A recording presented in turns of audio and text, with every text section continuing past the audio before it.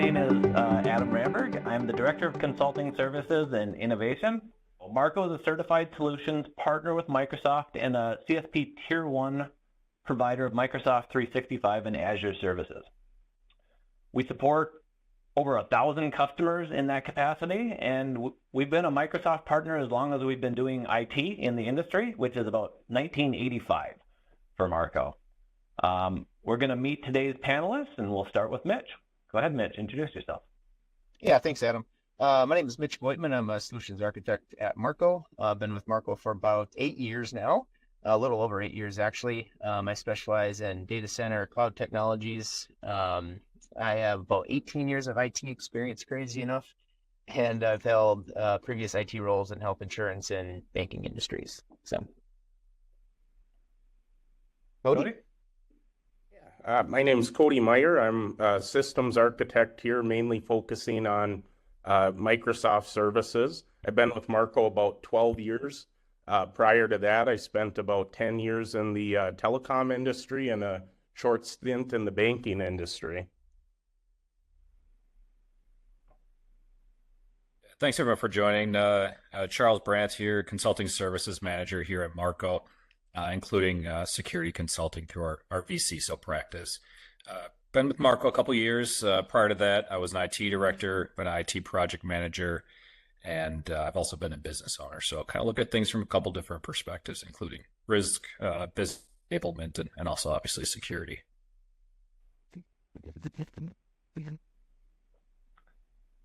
Yeah, and I'm gonna kind of just play the moderator role today, which is kind of fun. And here's the agenda. You know, when you look at the agenda we have today, we've got a broad list of Microsoft 365 topics. So we're gonna run this hour with minimal slides, and just largely let the experts that we brought in speak to the topics that they're near and dear to. So we hand selected a few questions that we've been hearing the most from our customers. But we'd absolutely love everybody out on the attendees list to drop some questions in along the way. We'll make sure we leave a little time at the end to answer your questions as well. And we'll just start with a look back at the Microsoft Cloud Services. Go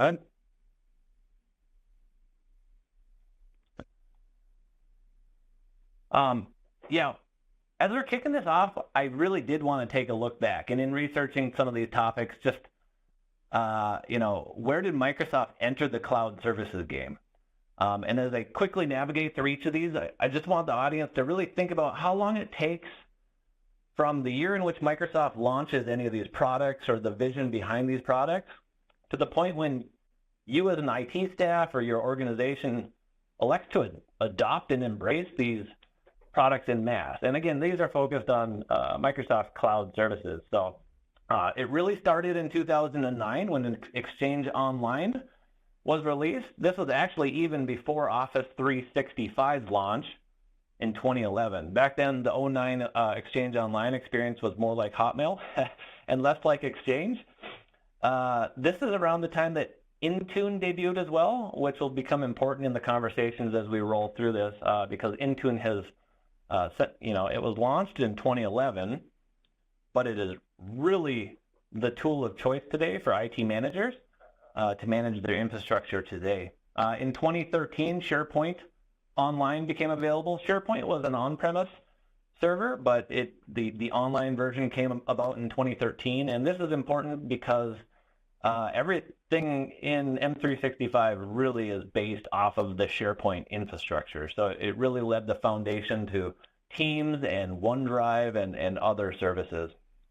In 2015, Windows 10 came out, and Windows 10 was the first OS that allowed a domain join to Azure Active Directory. Prior to that, with Windows 8 and prior, everything needed a local Active Directory to have that centralized user and password experience.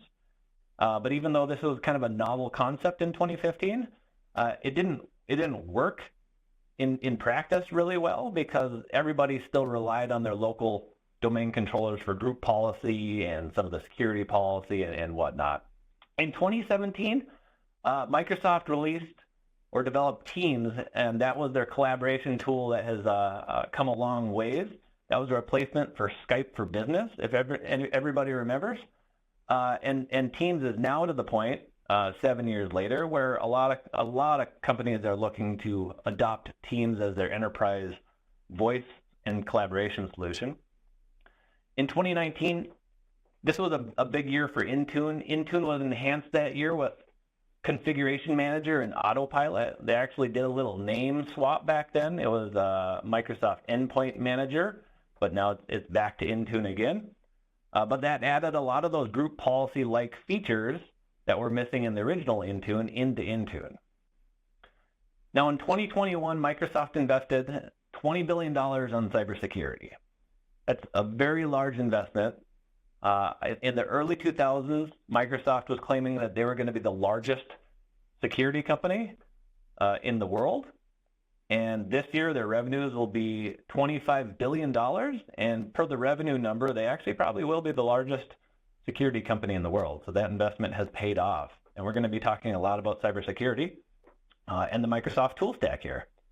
2022 Defender for Business release, that was a big first step for providing security tools, like enterprise-grade security tools to the small business sector. In 2023, Microsoft Business Premium actually bundled that Intune and Defender for Business package into their offering. So at that point, for $22 per user, the small business can actually get, a very, very robust, I'd say 80% of their security needs met and their IT infrastructure management met. In 2023, Microsoft went and invested $10 billion into OpenAI. And then just this quarter one of this year, Microsoft has released Copilot, which is their entry into AI and chatbot features for Microsoft 365 for the collaboration suite. And so what's kind of interesting as you look at this again is Exchange Online launched in 2009. It was really 7 years before companies started adopting it en masse. Teams, it really took about 7 years. Now it's a viable enterprise solution.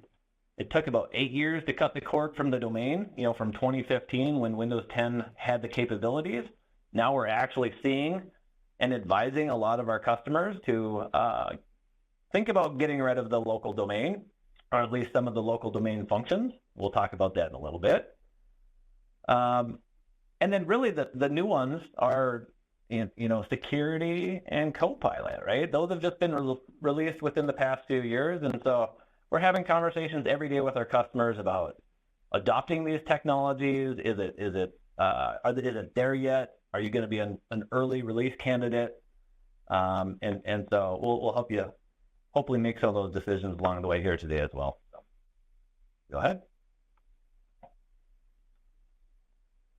Perfect. Before we get started, we want to go ahead and ask a quick poll. So I'm going to go ahead and open that poll right now. You'll have 1 minute to answer.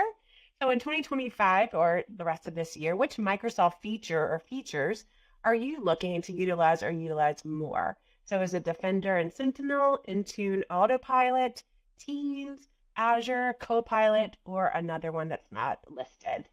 So just a reminder, we do have, as I say, a minute to answer this. And looks like we have some good answers coming in.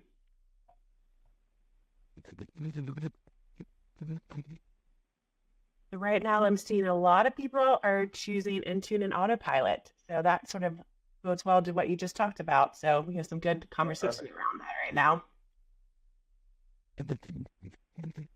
All right, I'm gonna have about 10 more seconds and then we'll go ahead and close this poll and I'll show the results for everyone on the app.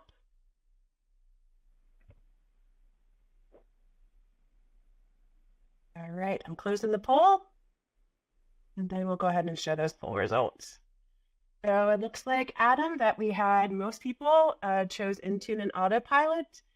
Looks like next was Azure, and then a mixture of the rest of those. So, right back over to you.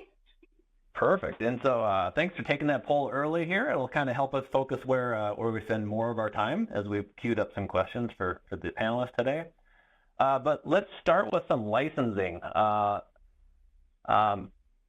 thought what would be probably beneficial, and I think most people probably in this group have already gone and probably they're on a version of Microsoft 365 or Office 365 today. But if you were to go into Microsoft's website today, this is what you would see in selecting your M365 plans, right? And so at the top, it's the smaller stuff. It's for homes, for business.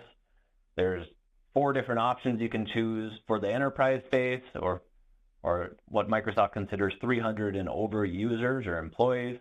You're going to see you can choose Microsoft 365, Office 365. You can do frontline, government, nonprofit. Each one of those has a bundle behind it. And, you know, the other pieces of this are the pricing has changed. And I'm seeing some things online that say no Teams, and you know, you can buy it now or contact sales. And so Microsoft doesn't make it easy. I think that's the gist of it. I mean, it's very transparent in pricing, but I don't think it's super easy to select. And then it's also how do you know, like, if what you're on today, if you bought it last year, is what you should be on this upcoming year? And so to really start, I'm just going to go to Mitch and go, Mitch, am I crazy, or do you need like a PhD to kind of understand Microsoft 365 licensing? Yeah, it does sometimes feel like you need a PhD, but yeah, you know, the first part, what we really want to look at is what type of business you are, right? So the nice part, if you look at the slide, you know, the government, the nonprofits stick out, right? So are you government entity? Are you education? Nonprofit is how Microsoft defines that as a 501c3. Small business, that's another thing, right? So we look at business standard, business premium plans. You can only have 300 licensed users under there, so they do put a cap on that. And then, of course, the enterprise licenses, which are your E3s, E5s, and so on. So, from there, we really look at 2 different buckets. One's the Microsoft 365 plans, and then the other one is the Office 365 plans. And so Office 365 is, really consists of the traditional cloud productivity suites that include common office applications like your Word, Excel, PowerPoints, Outlook, along with standard services such as Exchange and SharePoint. Really, when we look at increased security and compliance, a lot of those features are considered add-ons under the Office 365 plans. But when it comes to Microsoft 365, it does include all the Office 365 features, but it includes the security and compliance features within user bundles. And so user bundles packages such as your E3s, your business premiums, those are actually pretty important to purchase versus going a la carte. Because if you start going a la carte, it starts to get more expensive. And so that's what we look at is trying to stick with the bundled licenses here that we see on the screen for a little bit, I would say, bang for your buck. So. Yeah, thanks for that. And obviously, you can go to Microsoft. You can click Buy It Now on those buttons. Would you recommend buying it from Microsoft Direct, or why wouldn't I just do that? Or should you purchase it through a vendor like Marco? Yeah, good question. So you can purchase licenses directly from Marco. However, Marco does advise actually purchasing through a cloud solutions provider, or CSP for short, of course.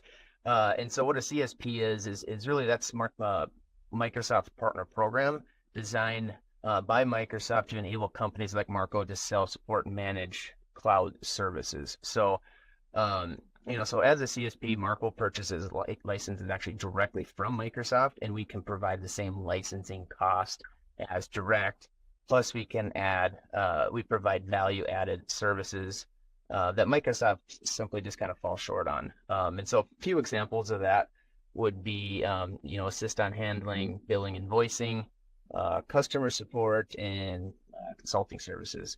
So one of the things that I'm personally pretty proud of that Marco offers is an Amazon-like portal where we can actually purchase 365 licenses and right through our portal, Marco portal we call it, and they apply to your Microsoft account within minutes. So make it very streamlined. Yeah, and as a tier 1 CSP provider, I think that's one of the things I hear is some customers don't want to move from CDW because they allow that self-procurement model. When you become a CSP tier 1, you get to do some fun stuff like that, which is custom develop and have a lot of self-procurement direct methods, right? Exactly. Before we go to the next one, let's do another poll, Kim. Sure. I've opened that poll up. So this next question we have is, what is your organization's current approach for licensing Microsoft 365? Do you buy it direct from Microsoft? Do you buy it from a cloud service provider or reseller like Marco? Or you're not sure? So you have a 1 minute to answer. And it looks like, ooh, this is a very high on the we buy from a cloud service provider or reseller right now. So good to see. Yeah, excellent. I think what you'll find is that's the most common. You kind of heard even the complexity in the talk path that we went through. Most people probably go, "Hey, Marco, tell us what we need," you know. And I think go ahead, Kim, and we can do results, but probably leads into the next topic. Yep, I'll go ahead and share those results out. And looks like we have majority of people that answered, so 76 would buy from a cloud service provider. So great. Yeah. Only 6% direct from Microsoft in the group here. So yeah, Mitch, back to you on this one. You know, now you've got Marco helping you decide what to choose. Like, how do you actually avoid overspending? How can you maximize your cost when you're choosing your Microsoft license bundles? Yeah, costs can definitely add up, especially when you're, a large organization. So first, we want to make sure, kind of going back, that we have the correct license for each employee. So for example, if an employee does not require email, of course, it won't make sense to purchase a license that includes email, right? So, keep in mind we can utilize different plans for different users. And then second, your organization actually might have software that you're paying for that is already included in some of those bundles. And we'll talk about some of these features later on here. But some plans, for example, include Microsoft Defender, which could replace your existing EDR solution, right? So if you buy business, a certain plan that includes Defender for endpoint, maybe drop your EDR cost down. Another example is Defender for 365, right? So does your organization currently have email security solution? Defender for 365 could potentially be a replacement for that as well. So last is really, I would look at taking advantage of all the Office 365 provides, all the features. There's a ton of features that includes some quick examples, right? Would be SharePoint. OneDrive is very popular. We're doing a ton of file share migrations to SharePoint and OneDrive. And so some of these solutions, you can use them for personal collaborative type file storage. And really that will eliminate the need for on-premise file storage, and then enable employees also greater flexibility when accessing company data. So think of mobility, right? Mobility is obviously very popular since 2020. So we're really, like I said, moving a lot of the company data, unstructured data, to SharePoint, OneDrive. So.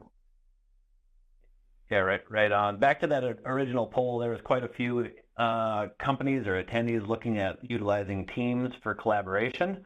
Microsoft just announced, like a month ago, that they're pulling Microsoft Teams out of the bundle of what you're paying for. So help the audience understand a little bit why Microsoft did this, Mitch. Yeah. So this was actually due to some European Union antitrust laws, and so Microsoft had actually made this change back in 2023 last summer. And so really what they're doing is they're making all the licenses the same, right, across I would say the globe, right? So these include with frontline and business plans. What they did is they extracted the Teams feature, and they gave us two different SKUs, right? So now we can buy, for example, Business Premium without Teams, or we can buy Business Premium with Teams, right? Same with the frontline plans with your F1 and F3. You can buy it with or without.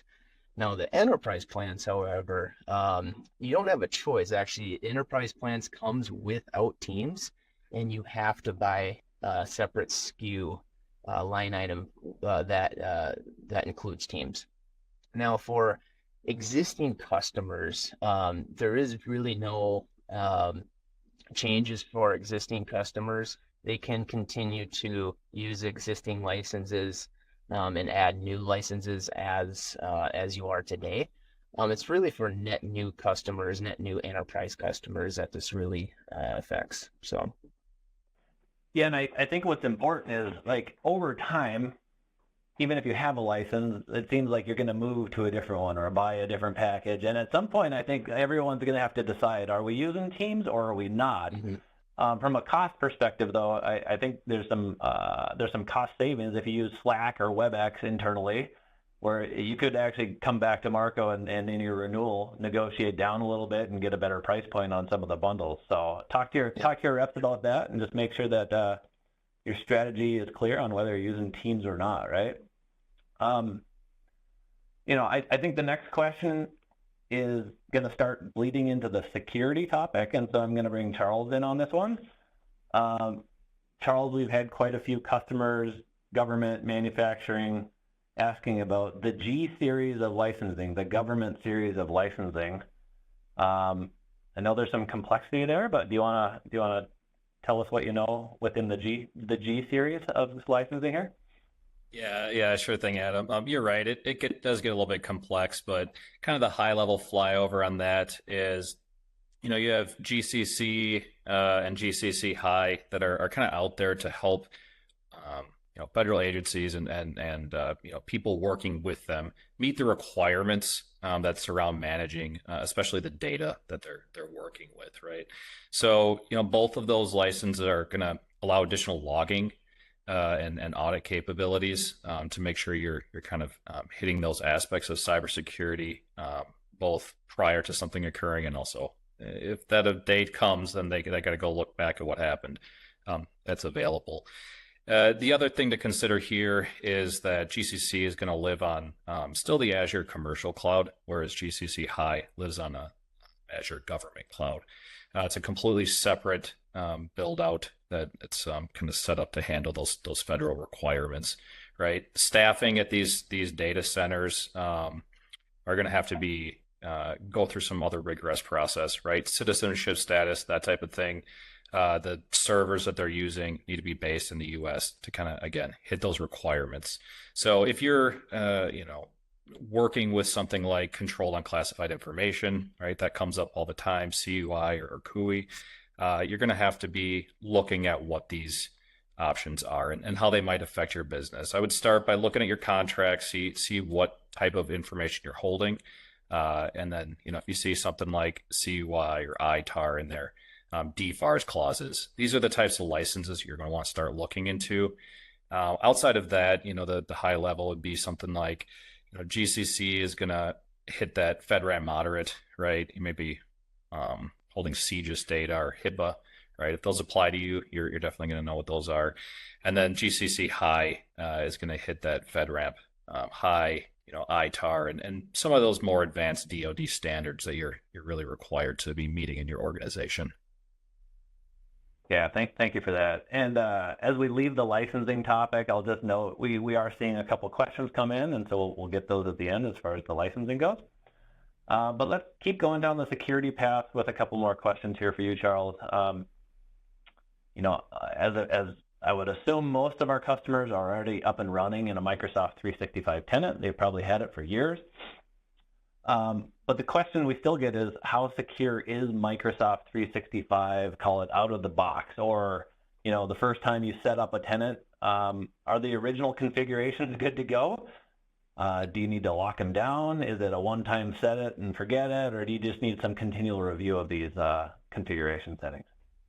Yeah, I would say if you're looking at it from a security perspective, right, there's never going to be that set it and forget it option out there. You're going to want to review these things on a regular basis with somebody who knows what they're doing. We use standards and benchmarks, right, baselines and frameworks to kind of answer what is the best practice to roll out. So I would say, if you're getting your tenant rolled out, you're definitely going to want to make sure that you're following some additional steps, properly setting up, let's say even something like global admin access accounts, making sure those are cloud only, right? Things like, MFA and making sure that's ubiquitously rolled out through conditional access policies. Things like that are going to be what like Center for Internet Security, Microsoft 365 benchmarks. They're going to cover all of that in an itemized way. But if you kind of operate under that philosophy, if we don't need it, shut it off, right? There's no sense of keeping that in your footprint. You're just open yourself up to liability. Increase your security posture, decrease your risk is really the name of the game. And being proactive, right? Don't wait for something to hit the headlines before you're starting to tackle it. Make sure you're becoming aware of your environment, or work with somebody who is, and get that nailed down. At the end of the day, data it's a huge business asset. It's also a potential source of liability. So we really do need to be treating that as like a top priority. Right on. Yeah, and those CIS benchmarks, they are free and available online, and we'll give a reference to everybody on the call to go out and download it. But just give the audience your top 5 controls to look at, so they don't have to go read that entire CIS document. If you're going to leave the meeting today, like, what are the top 5 things that you're leaving looking at? Yeah, it's hard to narrow it down, right? But I'll run through a couple you can check in your environment real quick, at least to get started, right? As Adam mentioned, these are free. I do recommend taking a peek at them, but some of it will depend on your license type, right? These extend across the different licenses you had mentioned earlier.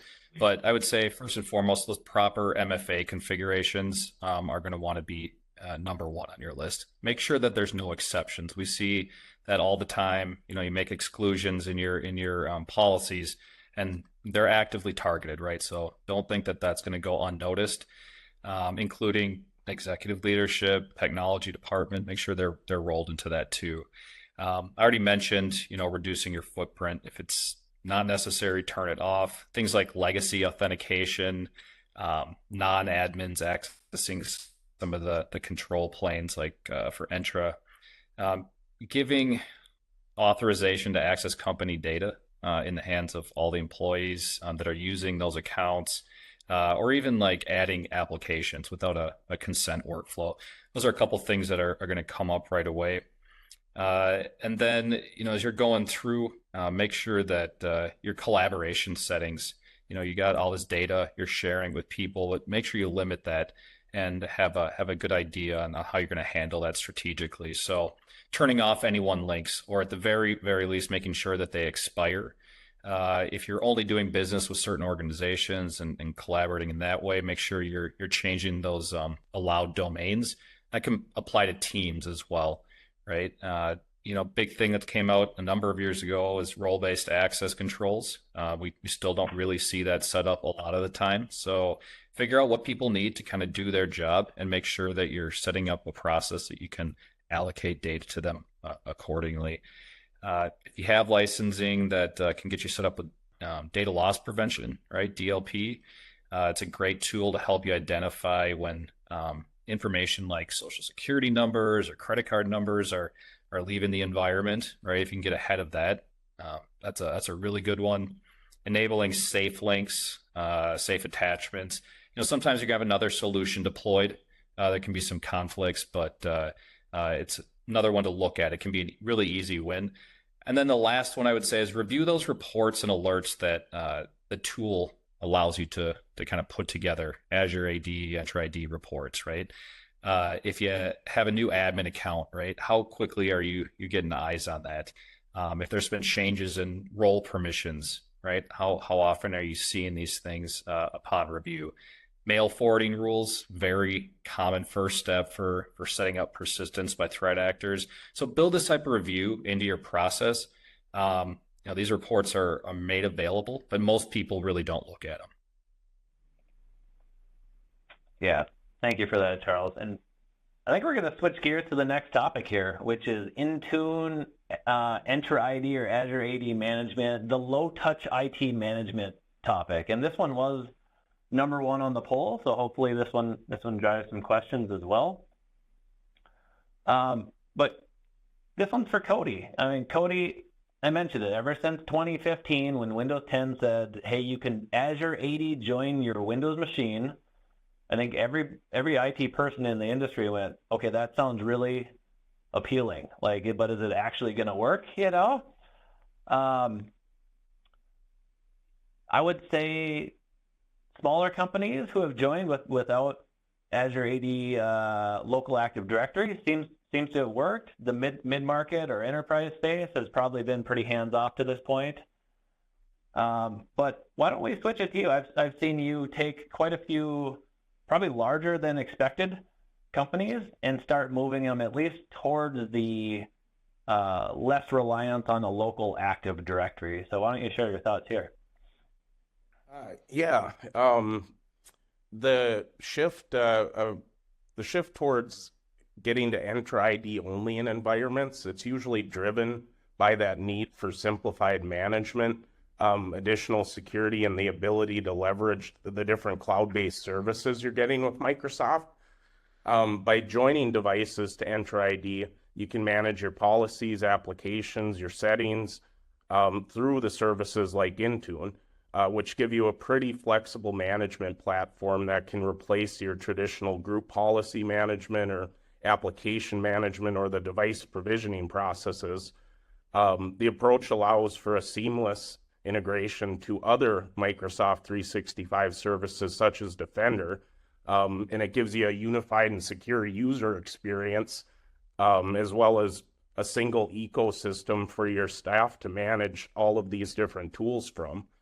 A lot of organizations start going down this path when they're ready to start disconnecting from their on-premise infrastructure. Even if you're not fully ready to ditch your domain because of some legacy dependencies, there's still benefits to taking the approach of getting to Enter ID join only on your devices.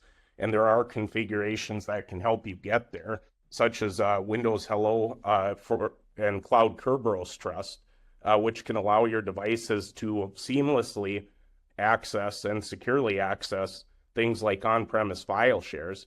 You also have options to leverage technologies like Universal Print coupled with Intune to deploy and manage printers across your Enter ID joined devices without the need for that on-premise infrastructure. You also get the benefit of having less devices directly joined to and accessing your domain, but are able to maintain full management and control of all of them.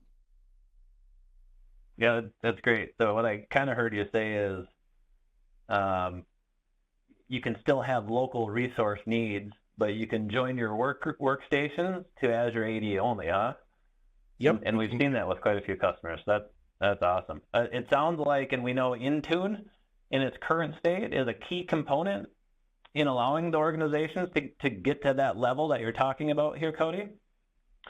Can you just explain what Intune actually is? Maybe compare and contrast it to some of the more traditional things that we're all aware of, local group policy, SCCM, System Center Configuration Manager, even third-party RMM or remote monitoring and management, or MDM, mobile device management tools. It's like, where does Intune fit in that whole stack of management tools? Sure. Yeah, I guess with that, everybody's probably most familiar with group policies. One of the big issues you ran into that is the need for line of sight to your domain controllers to get updated policy and changes or applications deployed. A lot of organizations have heavily relied on that in the past for securing their devices and managing those settings. But what happens in a lot of those environments too is there's GPO, that you end up with GPO sprawl. You've had GPOs that have been set up by administrators that haven't been with the company for years, and you're not quite sure what they're doing. So usually when migrating over to Intune, it gives you a good opportunity to review what was there and only bring over what's necessary while adding some additional more modern policies to deploy and control the devices. SCCM, in my opinion, was a great stepping stone between group policy and Intune for managing the devices. It was an awesome solution, but it was pretty expensive. The infrastructure was kind of complicated. And although you still can co-manage between Intune and SCCM, I don't see many organizations adopt that methodology. What they're usually doing is migrating away from SCCM. Some might keep SCCM in to, still manage their server infrastructure. But there's even some tools coming out there like Azure Arc that can be leveraged to do that without the need to keep all of that infrastructure running on-prem. And with SCCM, I mean, you still had agents that you had to rely on, so you had to have a gateway deployed or a VPN connection set up for those to actually get the policy or new applications. Third-party RMM tools filled a lot of gaps for different organizations in terms of being able to manage and let their help desk staff connect to devices for assisting staff with troubleshooting or whatnot. But you also often, or more often than not, got additional functionality to deploy one-off scripts or applications or execute commands down to the devices to fix items or control different services like Windows Update. Which that was great too. It got you a little further. But sometimes with those, you also got some good reporting functionality. But Intune, in my opinion, is giving the best of all those worlds when it comes to end user device management. You can take the life cycle from start to finish by controlling the initial provisioning, policy deployment, and you also benefit from extremely flexible application management to deploy almost any application, even if you had something where you were executing custom BAT files to drop settings or whatnot, you can actually capture and push that down. There's even options to push custom remediation scripts or one-time platform scripts to set settings onto devices or, fix common issues that pop up. You also have options to leverage the company portal that comes with it, an app you can deploy out to provide your users with a self-service approach to installing applications that are approved within your organization if you don't want to automatically install them on every machine. One of the biggest announcements I've seen as of recent is that if you're licensed for remote support functionality, and this is where it kind of can help you get that third-party RMM tool out the door, is they've added unattended support. They've had remote support in Intune for a while, but now you get that unattended functionality where you don't need the user sitting there to be able to approve the support request and, get you into the machine. And they've also added that to Mac OS. Intune's become a pretty full management suite for Mac OS as well, which is awesome. Yeah, that's great, Cody. Where does Autopilot come into play with Intune? Traditionally, an enterprise is going to manage a whole bunch of, like a library of images, right? And they're going to push them out. And this, again, is for enterprises, like anybody who's got, 20 plus PCs to deploy at a time. But that was pretty labor intensive just to kind of automate the Windows deployment process. So we hear about Autopilot. Why don't you let the group kind of understand what Autopilot is all about? Yeah, definitely. And traditionally, a lot of places would be managing with services like WDS or, task sequences to deploy devices in SCCM, or a mixture of that and group policy to get the settings they need stamped into the machine.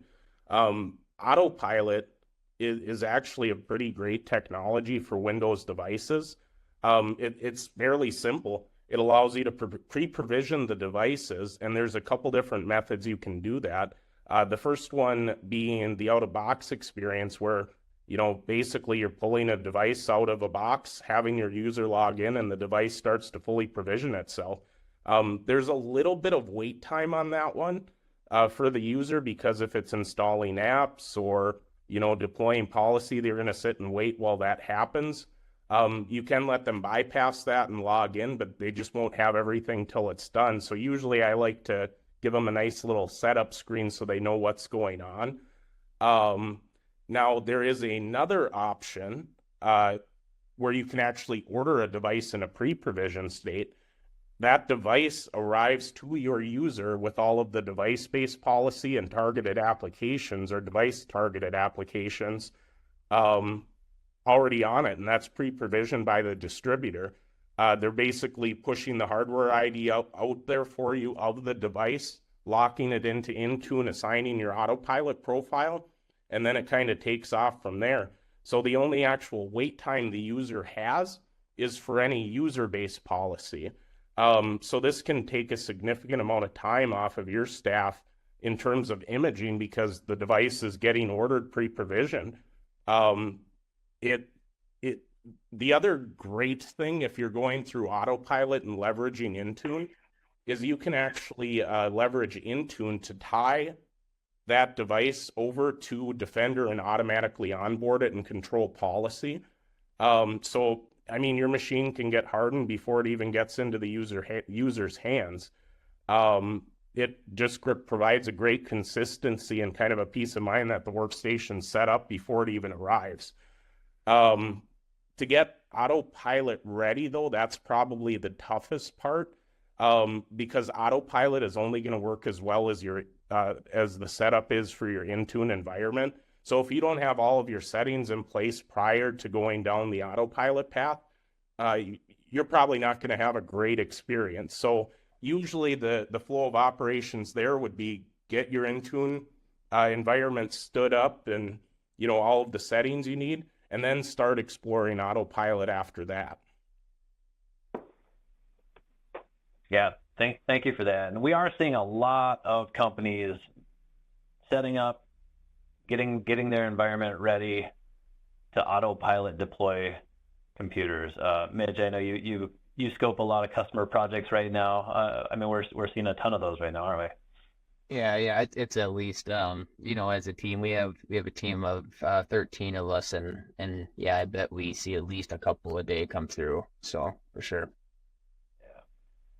Well, now that companies are kind of getting on board with Azure AD and Intune to manage their environment, usually the next step is, and as we explained earlier, there's a lot of security tools now getting bundled into the Microsoft stack. Microsoft invested $20 billion. They are a legit security player in the market today. And so we get a lot of questions from customers going, all right, I've got this trusted third-party reputable EDR solution, endpoint detect and response solution, or an antivirus solution, or you know, I'm using a third-party spam filtering solution. Well, should we consider using the Microsoft version of that and save the dollars with the third-party tool? I mean, that's really the question, going back to the cost savings mechanism. Microsoft, I'll just list it out. Microsoft in their stack of tools has multi-factor authentication. They have a full EDR solution, endpoint detect and response. They do email security, DNS security, or spam filtering. They have Sentinel, which is SIM and logging. So they have a lot of included tools, and that's to name a few. I'd love to hear from the team, and maybe we'll start with Charles on like how do you start evaluating third-party versus Microsoft security tools, Charles? Yeah, and that, as you just kind of went through, that it is a long list, right? They've added quite a bit of features. So I'll hit a couple of them here real quick.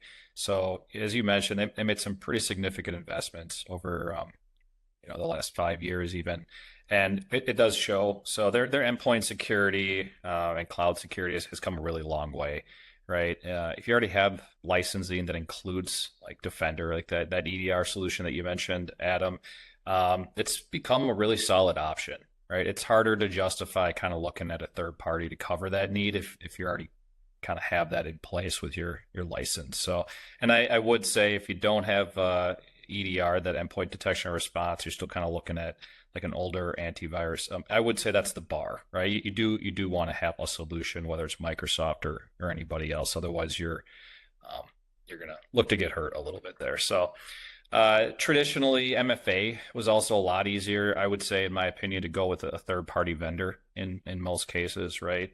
Over the last, you know, even year, Microsoft's like authenticator, it's come a long way, right? It's to kind of change that. People are starting to go, you know, is this something I just want to kind of use that for? So it's increased its third-party integrations and it now allows more authentication methods. So as for MDR, or managed detection and response, right? When something does happen, you know, that day occurs and you have an incident in your environment, people want to kind of know how they can quickly get on top of that. There's new features coming out. Pretty exciting. Security Copilot as an example. Pretty impressive. Getting closer to that mythical pane of glass, single pane of glass, right? But pricing's still pretty high. It's going to be interesting to watch that develop. I would say as it stands right now, that solution isn't going to be MDR, right? But it enables it. Microsoft has some MDR offerings, but I would say traditionally right now what we're seeing is people are going with third party. But these things are all going to start integrating with each other. The roadmap looks pretty promising, connecting with vendor specific, something like Red Canary, CrowdStrike, Blackpoint. Bring your MDR solution to the table. And then, as you're going through this process, the other side of this is staffing, right? So, a lot of people are going through businesses we talk to all the time, thinking maybe we should run their SOC internally, right? And their security operations center. So it does get pretty hard if you have a really talented, IT member on your team or cybersecurity member on your team, and you also kind of stick them with the SOC.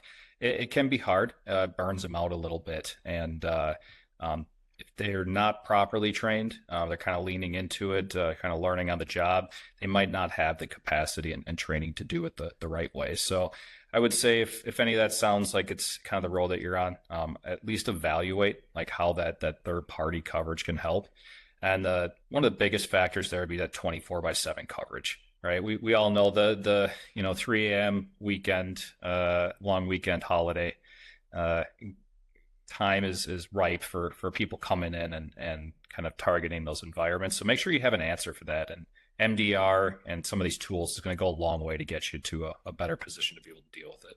Yeah, right on. Thanks, Charles. And Marco's a good vendor partner with those other third-party security solutions as well, right? And so we can come in as kind of a fiduciary and just go, what makes sense? Which one's better? What's the cost difference? And so leverage your tech advisor and your consulting services teams as you're navigating those kind of strategic and financial conversations for sure. We'll switch gears a little bit and head over to AI and Copilot. And as I mentioned earlier, Microsoft's invested in OpenAI, the makers of ChatGPT, back in 2022. That technology is generally available and uses the internet, right, as its data source. But Copilot's a little different. Copilot's pretty unique because it actually leverages the company data. So as long as your company is storing their files in OneDrive and SharePoint and Exchange, and you're actually leveraging Microsoft 365 for your data repository, Copilot will actually use that data source. So the results are a little bit more pointed back to your specific company data. Mitch, what's the licensing and the cost look like if an organization wants to add Copilot to their subscription today? Yeah. So the cost is $30 per user, and that's an annual commitment, and that would be separate from the standard email or M365 bundles you're paying today. So that's on top of the existing cost. So yeah, and maybe a dumb question, but can it be licensed for a single user, 5 users, the entire org? I mean, is it? Yeah. Just like standard 365 licensing, it can be licensed per user. So what we're seeing is a few organizations jump into this is, they're kind of starting off, licensing a few users, and we'll kind of get into that a little bit, and then growing as they grow into the solution. So, yeah, right on. So the next question we get is, okay, we know the cost. Is it worth it? Right? Is the juice worth the squeeze? And I think if you talk to a CFO, they're going to have their calculations of like how much you're spending per year, and does that either reduce cost or increase revenue by X amount, right? So have those conversations for sure. But really, when you try to figure out is Copilot going to do what it says it does, what we've seen is Copilot is really good at processing and analyzing data and performing like kind of managerial tasks, like building reports, recapping a team's conference call, telling me what emails I missed this past week and which ones I should respond to first, second, and third. And so it really does help out in that capacity. It still feels like it's got quite a ways to go with being creative, meaning creating visuals in PowerPoints or marketing docs. And so that's what we're seeing right now. So it's a cool technology at this point. I've got a license. I wouldn't want it taken away from me. Like I use it that much, but I don't know if I own a business if I'm buying one for every person in the organization, you know. And so it is kind of nice that you can enter with a smaller buy. You can have 1 or 2 users or an advisory council or like an AI council kind of test and run with this. But kind of along that line, you know, from we understand it uses company data now, and if your organization doesn't have an AI policy at this point, they should. Speaking to like where you can put your company data and what AI does with it. But Charles, from a security and maybe a data loss or risk perspective, I'd like to get your take with that. Yeah, it's a really good question, and as this kind of technology moves forward and gets more adoption, it's one that companies are going to want to have an answer for, right? You mentioned that the policy side of it, right? Making sure that your executive leadership has an understanding of how this is being rolled out and what kind of guardrails you want to put in place to kind of narrow that scope, right? But there's technology that needs to be in place to kind of help the organization fulfill that policy, right? So the first question I would ask is, do companies really know where their sensitive information is being kept? I walk through this with a number of companies across every vertical. A lot of the time it's a little muddy, right? So, understanding where that data lives is really a good first step. And then if you get into labeling it and classifying it, right? Is it protected health information, PHI, right? Is it PII, personally identifiable information, that kind of thing? Is it financial corporate data? Is it stuff that needs to stand?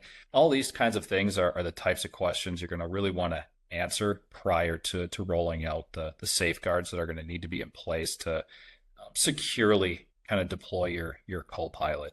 As you mentioned, it does have access to that. So the other thing you can kind of connect that up with would be something like Purview, right? That's going to allow you to kind of handle that data governance piece. So you can set parameters on what types of information, once you've labeled it, that Copilot can kind of access. The other part of this would be training, right? Making sure that people using this tool, especially as it kind of rolls out and has access to data, they understand, where does it live and in the environment, in your workflow process, what kind of common examples do you need to be aware of as you're maybe taking the output of what Copilot's giving you and creating a new document or sending it outside of your organization because maybe it hasn't been tagged as a newly created document. And then if you are using it to do coding, we see this in development sometimes, right? It outputs it really fast, but maybe it has some vulnerabilities that haven't been addressed. So use that in your kind of change management process if that is the type of business product that you're creating. Right on. And we've got 5 minutes left, so we'll do like one more follow-on question to that. Mitch, Copilot, you're considering it for your organization. What's the best next steps? How do you introduce Copilot or think about introducing Copilot to your organization? Yeah. So crazy enough, Microsoft actually has a Copilot Success Kit that can help organizations get started. So it first starts off, first defining what business outcomes you're looking to achieve. From there, what we typically like to have is executive sponsorship. That's very important. Executives will often help define those business outcomes and assist with adoption. That Copilot Success Kit even comes with executive-facing material you can present, which is really cool. So you don't even have to create the PowerPoints. So once those outcomes are defined, typically what we do is we create a pilot program and we roll that out to a group of users, probably not the entire company, but a small group of users. And then what we do is we use their feedback, modify policies, and then we prepare for a wider rollout to the entire company. So it is important to communicate the benefits of using Copilot to the employees, which will help with adoption. And then last, we really want to make sure that we track usage and measure the business outcomes that we defined. So. Right on. go ahead and flip the slides back on, and I think before we can start taking Q&A at noon, and if anybody wants to stick around, we can stick around for a little bit, absolutely here. But I think the last thing before we wrap here is I just want to share, there's a lot of IT people on the call that are do-it-yourselfers. We want to share some useful links for sure, how to help navigate licensing. There's a M365 Maps, there's Modern Workplace, direct some Microsoft links. This Copilot readiness assessment that Mitch just talked about is going to be on these links. And then the CIS benchmarks that we spoke to as well will be on here as well. These links will get pasted into the chat, and then we'll follow up with an email as well. So for the do-it-yourselfers, use those resources. If you need some help, that's where Marco is here. If you want a more strategic long-term relationship to help you with your Microsoft 365 technologies, Marco has developed a secure managed offering to help you out. And we call it ACE 365. It stands for Accelerating Your Cloud Experience with Microsoft 365. We've got a couple different levels of ACE 365, but even at the entry level, which is what we're calling cloud security, Marco will provide 24/7 MDR services against your Microsoft 365 tenant, as well as provide forever backups of your M365 data and give your IT teams access to Marco's help desk and some of the SMEs from Marco to help you navigate M365 requests on your own. And as a incentive for this is normally a $7 add-on per user. That's how we price cloud security. We're going to price this out at $5 per user to anybody who mentioned that they attended this webinar. So it's a cool little incentive that we're going to run as well with our cloud security product. So with that, we do want to thank everybody for attending. We are absolutely open to taking some Q&A, and I think we've got a few that hit the chat as well. And so, Kim, I'd ask if you have a few, by all means, go ahead and drop them in here, and I can assign them out, or we can raise our hand and take them. So thank you. Yeah, as I say, thank you again. And if you need to drop, we totally understand. If you want to stay around, we'll answer some more questions. So first one is, does the company get locked into purchasing from that CSP, or can they purchase their own if needed, or mix the two? Mitch, you got that one? Yeah, I can take that one. You can mix CSPs. You can buy direct. The only thing is it would list under it as a different subscription, but you can still apply those subscriptions throughout all your users as needed. So yeah, it is a mix and match. Okay, and then do you guys have recommendations on what is a good tool to use to audit 365 and Intra? Well, that's ACE 365. Yeah. So if you want Marco to help out, we absolutely baked into that tool. We actually have some tools that audit against those CIS benchmarks and continually monitor where your configurations are within your Microsoft 365 tenant. And we certainly can print out reports or meet with you as advisors on where that goes. I think if you want to do it yourself, Microsoft Secure Score, Charles, you're kind of taking this one, so I don't know if anyone else.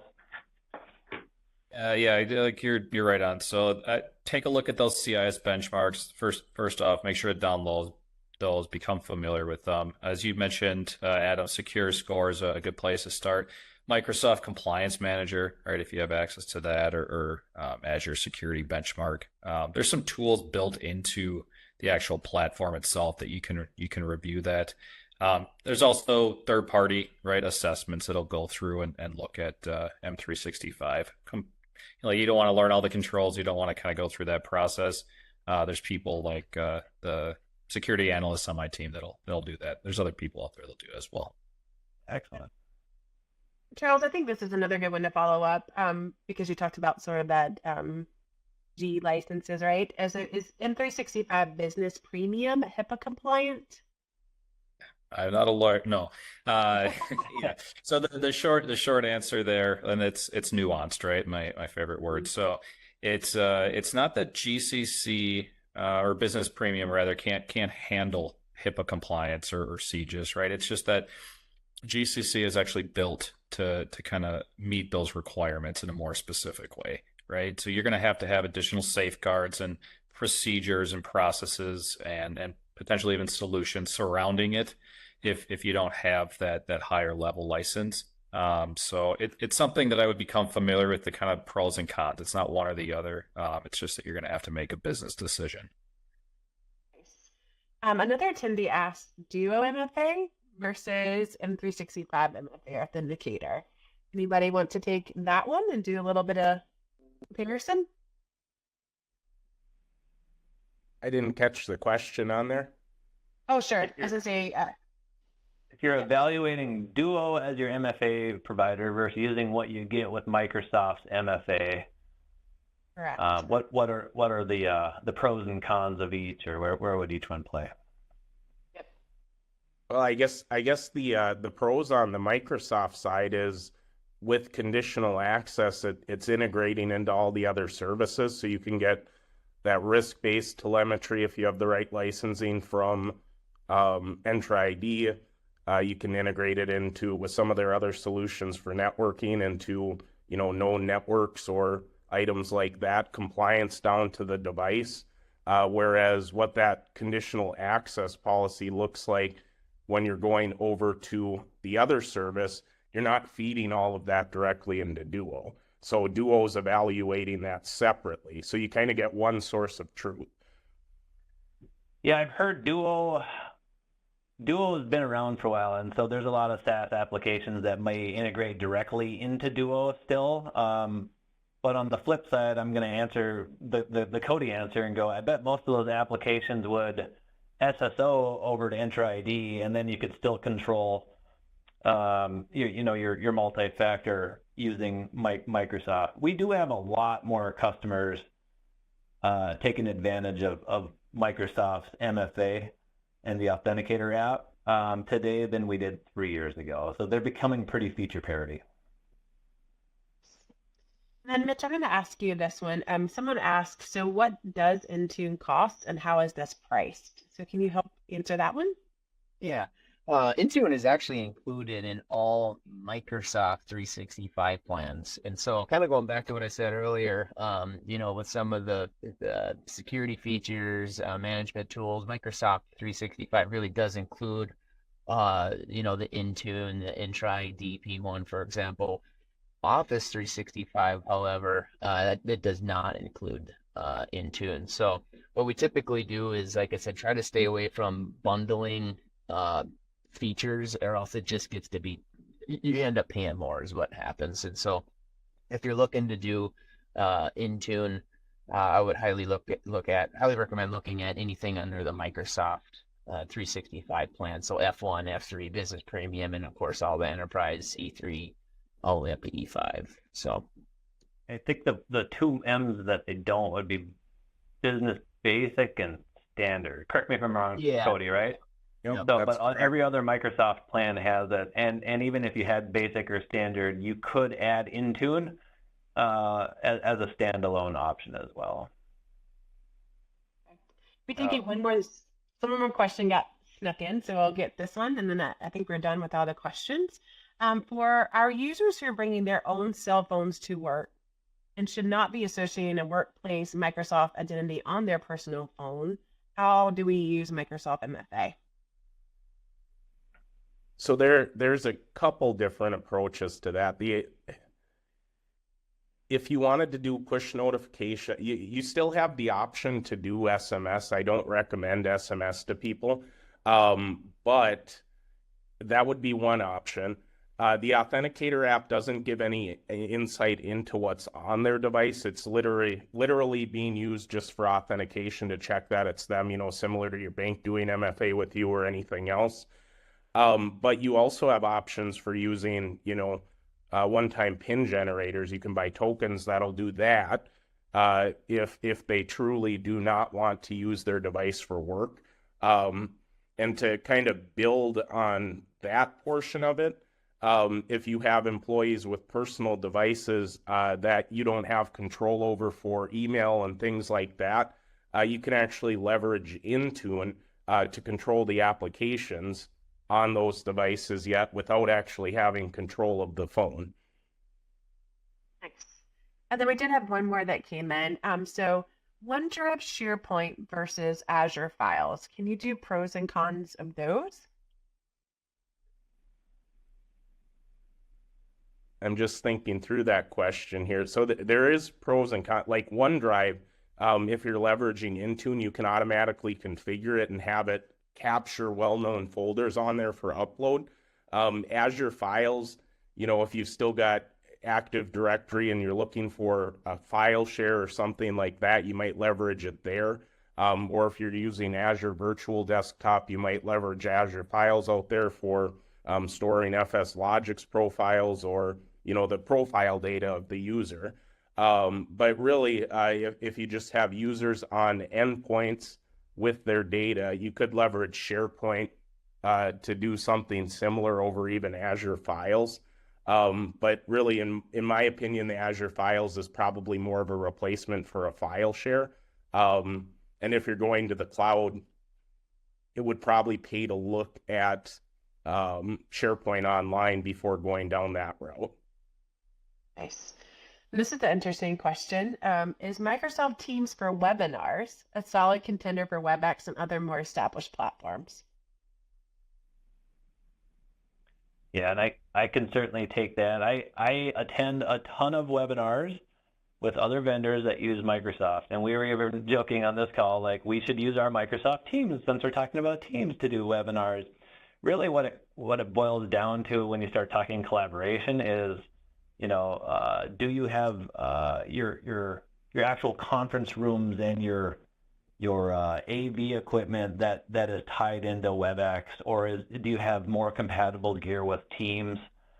I think there's some nuance where Teams webinar shows faces, right? Where WebEx can hide the audience, and so they're not totally feature parity, but they're not far apart. I would say if you haven't invested in WebEx but you already have Teams, we would highly recommend that you evaluate using Teams as your conferencing or your webinar platform. But WebEx and there's other third parties are phenomenal solutions as well.